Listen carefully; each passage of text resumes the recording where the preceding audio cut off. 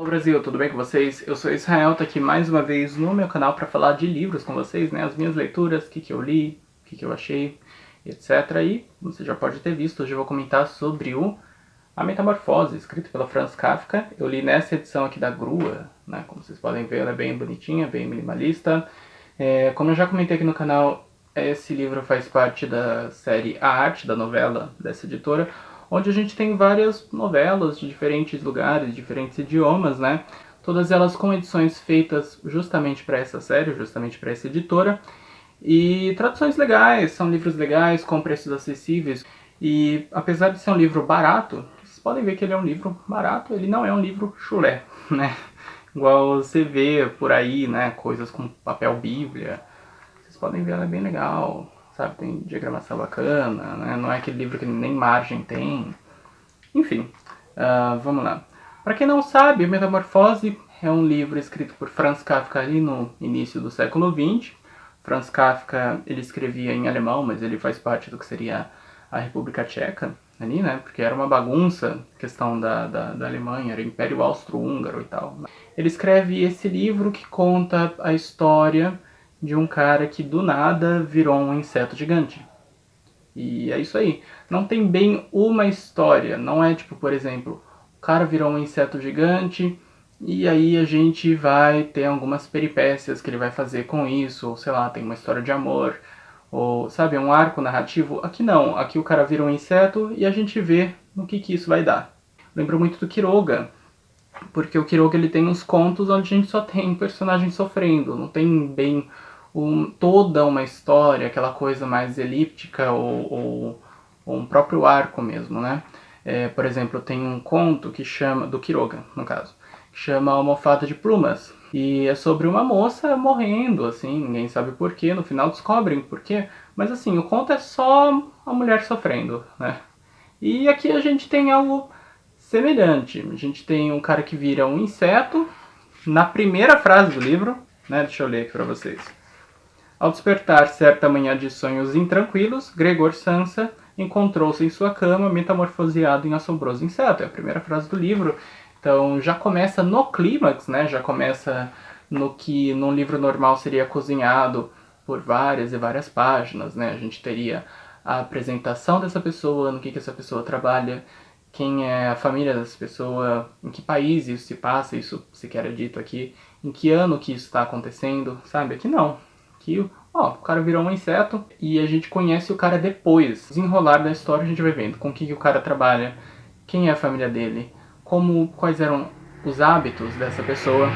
E aqui no que ele vira um inseto, ele obviamente, né, não sabe o que fazer, e no que a família descobre, aí a gente entra num questionamento muito interessante, que eu fiquei me pensando quando a família vê o cara, né?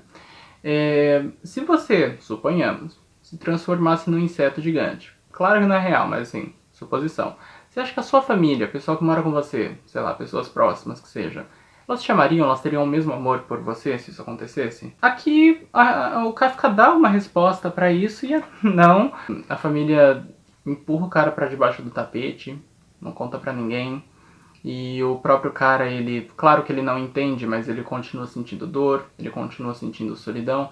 É só a forma física dele que muda e os movimentos, né? Aqui a descrição dos movimentos do Gregor Samsa é muito interessante, porque ela realmente se assemelha a uma coisa que um inseto faria. Por exemplo, no interno dele, o Gregor Samsa, ele sente vergonha quando a irmã entra no quarto para fazer alguma coisa, né? Então ele se esconde para debaixo do sofá. E essa descrição dele se escondendo para debaixo do sofá, tudo bem que é uma pequenice do livro, mas eu achei bem interessante. Ele entra de costas. Então vocês vejam a sutileza do Kafka para construir essa personagem, né?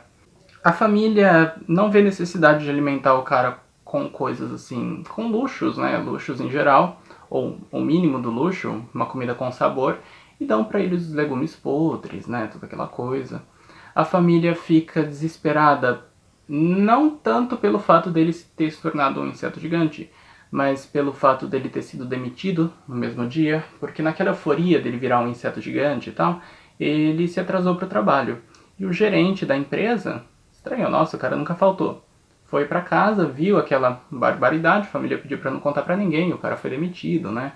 e a família se desespera por isso. Então vocês vejam, aqui a gente tem o valor de uma pessoa, né, o quanto ela dá no final do mês, valendo mais do que ela própria, seu próprio caráter individual mesmo, né? Não estou falando que é uma crítica ao capitalismo, mas é uma percepção do autor de que o valor estava começando a se sobrepor às pessoas, né? A personagem que tem mais compaixão com Gregor Samsa é a mãe, mas ela realmente não sabe o que fazer, sabe? Ela é meio que a sombra das outras personagens, ela só sabe chorar e ter vergonha. A irmã sente raiva e um pouco de nojo do Gregor Samsa, e a descrição de como ele faz as coisas é um pouquinho nojenta aqui mesmo.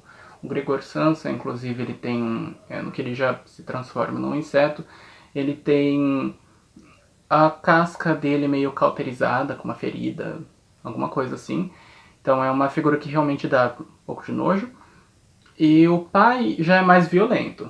O pai já é apesar de ser alguém de idade avançada, né, alguém descrito com idade avançada, já é uma pessoa que vai pra violência com ele. Os episódios de violência que o Gregor Samsa sofre aqui no livro, que são 2 ou 3, são feitos pelo pai, né? Em uma cena, por exemplo. E não é spoiler, tá, gente? Eu acho que não é sobre o que é dito, é sobre como é dito, né? Que você só vai saber lendo o livro. Mesmo que eu contasse, não teria como. Então, leiam, né? Mas se você não gosta de saber as coisas, você pode sair do vídeo e voltar depois. Mas vamos lá. O pai fica com raiva do Gregor Samsa e atira maçãs nele. Uma maçã entra nas costas e fica lá, ninguém quis tirar. E a descrição do Kafka ela é muito seca, né? A gente tem a descrição só do que é útil, a gente não tem muitas firulas aqui, a gente não tem rodeios, né, em geral. A gente só tem a descrição do necessário, que acontece aqui, e às vezes nem isso, porque ele é um livro curto, como vocês podem ver. O que é legal, eu acho que essa é uma história que ela realmente funciona bem curta, né? E a gente tem um espaço só aqui. Todo livro, com exceção ali das últimas 2 ou 3 páginas, todo livro se passa na casa dessas pessoas aqui, ninguém sai. O narrador não narra nada fora disso, absolutamente nada, com exceção de um flashback ou outro, mas ainda assim o espaço continua sendo o mesmo sempre, né? E o que é muito interessante é que aqui a gente tem ali um mês, mais ou menos. Ele não necessariamente fica marcando o tempo todo. Mas perto do final se diz que ele ficou metamorfoseado num inseto cerca ali de um mês. O que é muito interessante que a família deixa de amar o cara total, o pessoal dá legumes murchos pro cara comer, e ele não come, né? No começo ele até come, mas vai passando, ele não vai mais fazendo isso. Mas é porque a gente tem a descrição de um humano dentro desse inseto. E a partir do momento que a gente tem isso, a gente consegue estabelecer paralelos com muitas situações que acontecem na vida real que envolvem opressões aí semelhantes. Por exemplo, quando alguém fica demente numa família, né? Quando alguém perde ali as suas capacidades cognitivas, seja por Alzheimer e etc., a família trata, não todos os casos, claro, mas em muitos casos, não é difícil ouvir uma história assim, de uma família que negligenciou total, ou só deixou num asilo, ou tratava a pessoa como um bicho, como um inseto mesmo. Principalmente naquela época, no século XIX, quando alguém caía doente, sei lá, tuberculose, como Kafka. Kafka ele sofria com problemas de respiração. E isso é meio que um tema recorrente no Kafka, né? Essa coisa de o ser humano não vale mais nada, uma pessoa que está sofrendo de uma coisa, ela não sabe o que fazer, ela não tem como contornar a situação, né? Aqui não tem como. O cara já era, virou um inseto, vai ficar assim até o final do livro. E eu lembro, eu não gosto, igual eu já falei aqui, não gosto de fazer análise de um livro se baseando em elementos biográficos, né? Mas o que é muito interessante é que aqui nesse livro, o Carta ao Pai, do Kafka também, né, nessa edição da LPM Pocket, é uma carta que o Kafka escreveu ao pai dele, né?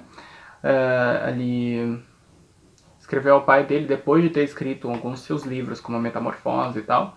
E ele escreve falando, desabafando pro pai, falando, olha, não gosto de você, tenho medo de você, e ele fala por quê. Né? Aqui alguns elementos que aparecem na Metamorfose voltam aqui. Essa figura do pai violento, do pai agressivo, do pai opressor. Tanto é que tem um caso horrível aqui, o Kafka pequenininho, ele pede água pro pai no meio da noite, né? Tava gelado, não queria sair da cama. Então o pai pega o menino, deixa no pátio da casa, assim, no frio, né, com a roupa de dormir, e o menino fica lá a noite inteira. Horrível, né? Mas a gente tem isso aqui, por exemplo. Eu, magro, fraco, franzino, tu, forte, grande, possante. Já na cabine eu me sentia miserável e na realidade não apenas diante de ti, mas diante do mundo inteiro, pois para mim tu eras a medida de todas as coisas. Bastava a gente estar feliz com alguma coisa, sentir-se realizado com ela, chegar em casa e expressá-la, para que a resposta fosse um suspiro irônico, um sacudir negativamente a cabeça, um tamborilar de dedo sobre a mesa. Já vi coisa mais interessante. Ou, bem me dizes, mas o problema continua sendo teu. E por aí vai, né? Éramos tão diferentes e nessa diferença tão perigosos um para o outro que se alguém por acaso quisesse calcular por antecipação como eu, o filho que se desenvolvia devagar e tu, o homem feito, se comportariam um em relação ao outro. Poderia supor que tu simplesmente me esmagarias sob os pés a ponto de não sobrar nada de mim. Então aqui, esse livro horrível, hoje a gente tem um retrato muito íntimo do Kafka mesmo, né? E elementos que aparecem aqui nesse texto que não necessariamente é literário vão aparecer na Metamorfose. O pai realmente tem vontade de esmagar o Gregor Samsa aqui na Metamorfose, né? Ele só não mata ele de uma vez porque, sei lá, é o filho dele, porque, sei lá, vai que tem uma consciência, porque, sei lá, o jeito que ele se move, não sei o que, dá a entender que há alguma coisa ali. Ele continua sendo Gregor Samsa, apesar de não ter mais cultura, não usar mais roupas, não falar, talvez nem entender a gente, né? Não comer mais coisas de gente, andar sobre um monte de perna e não sobre duas pernas. Claro, é o que eu falei, dá pra gente estabelecer aí relações com muitas outras situações, né? Ainda mais quando a gente pensa que no século XIX e começo do século XX, era razoavelmente comum que as pessoas morressem em casa, não morressem em hospitais. Então você tinha ali pessoas que adoeciam, ficavam, sei lá, meses na cama, anos ali acamadas, naquele desespero, a família fica não morre, não morre, às vezes acham um saco, tipo, ter que dar banho na pessoa e tal. Metamorfose eu acho que dialoga com essa situação, né?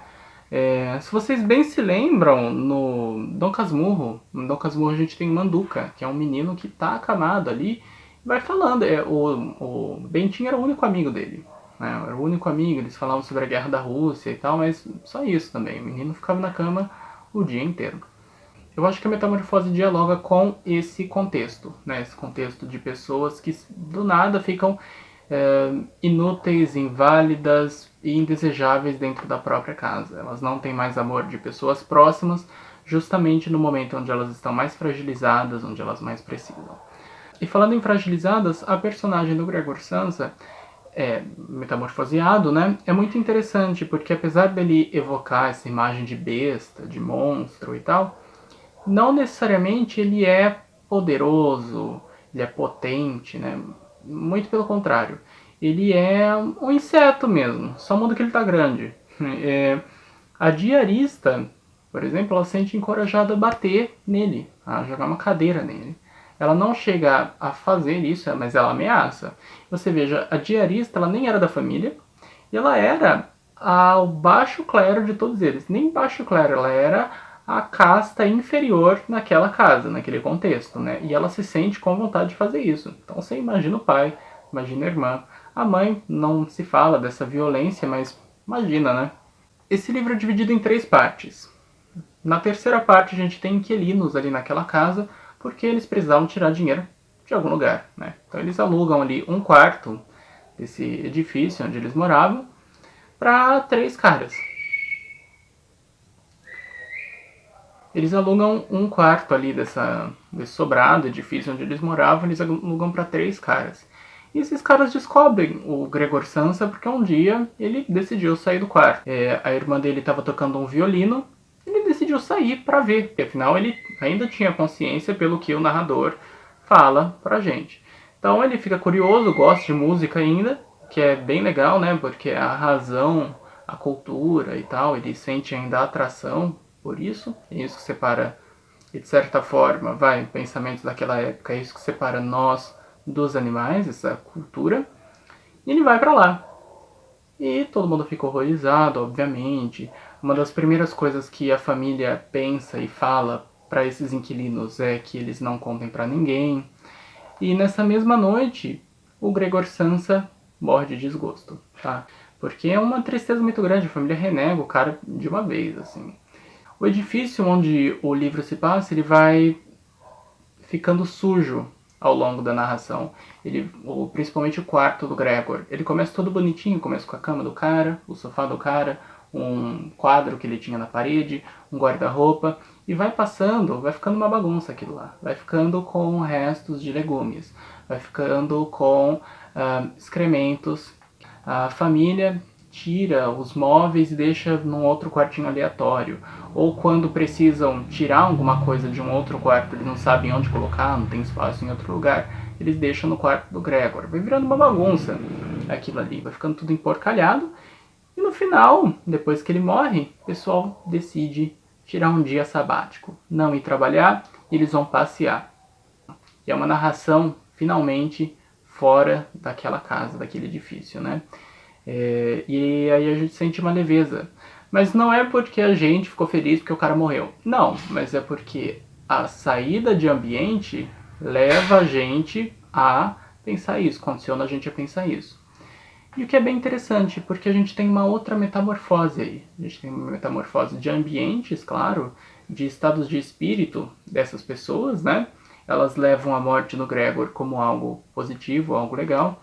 E a coisa mais simples do mundo, que é a irmã do Gregor se espreguiçar, ela era mais nova que o Gregor. No que eles veem ela se espreguiçando, eles sentem esperança. E o livro acaba. E para eles foi como uma confirmação de seus novos sonhos e bons propósitos, quando, chegado ao primeiro destino de sua viagem, a filha se levantou primeiro e espreguiçou o corpo jovem. Depois de viver um inferno, você encontra alegria em qualquer coisa. Assim. E eles sentiram alegria nisso, sentiram esperança nisso, né? O Kafka, no livro Aforismos dele, com várias frases soltas que foram encontradas em sua gaveta depois de sua morte, uma das frases é que é uma alegria você saber que o chão cabe, que você tem espaço suficiente de chão no mundo para caber seus dois pés. Que é verdade, né? Tipo, nada impediria que, sei lá, o ser humano fosse tão grande ou a Terra fosse tão pequena que a gente não conseguisse andar. E isso é um alívio. Então, é um outro elemento que também vai aparecer, né? Tanto ali como aqui, na minha leitura, essas coisas se complementam. Pois bem, eu gostei muito da Metamorfose, eu já tinha lido, na verdade, mas eu tinha ali 12, 13 anos. E ler de novo foi bem interessante. Pude perceber mais coisas, né, da minha formação. Eu acho que isso foi agregando para fazer uma leitura mais completa mesmo, né? Eu lembro que eu li, tipo, historinha mesmo. Mas eu consigo ver aqui um livro que dialoga muito com assuntos que ainda são contemporâneos. Não que o livro seja muito bom, mas é que ele é, mas não é só mérito do livro, mas é porque a gente não evoluiu muita coisa, né, nesses últimos 100 anos. Então continua sendo o livro necessário. Se eu fosse dar uma nota para isso aqui, de 0 a 10 seria 8. A única coisa que eu não achei muito legal é que é uma escrita muito nebulosa, né? Você sente que tem um negócio ali atrás, mas você não sabe o quê. E se eu fosse definir isso aqui em uma palavra, seria inferno. Que eu acho que realmente deve ser um... todo mundo tá enlouquecendo ali, né? O cara, a família dele, você que tá lendo, né, a casa toda emporcalhada ali e tal. É isso aí. Espero que você tenha gostado desse vídeo. Veja os outros vídeos no canal. Se você acha que eu falei alguma bobagem, falei alguma coisa, comente, né? Se você gostou do que eu falei, comente também, curta e etc. E é isso aí. Tchau, tchau e até o próximo vídeo.